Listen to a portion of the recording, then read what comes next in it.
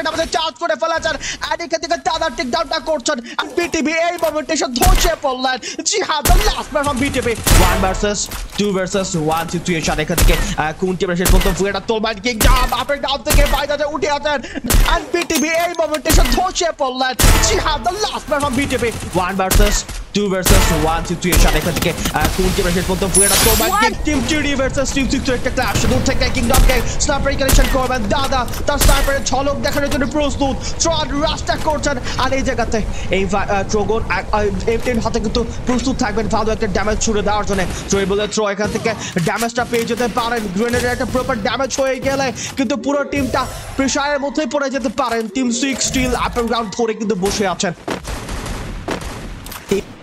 তো আপার গ্রাউন্ডের ফাইটারে কিন্তু ওটাতে পৌঁছে এখান থেকে কিংডম রাশ করলেন টেকডাউনটা পেট করলেন শটকে নাও দাদা ওটা ট্রু সিনারিওতে রাজ রাস্তা করবেন এই 5-0 হাতে এইখান থেকে রাস্তা করছেন আমাদের চাপ করতেন কানেকশনটা হয়ে গেলে বিপদ দিতেই করবেন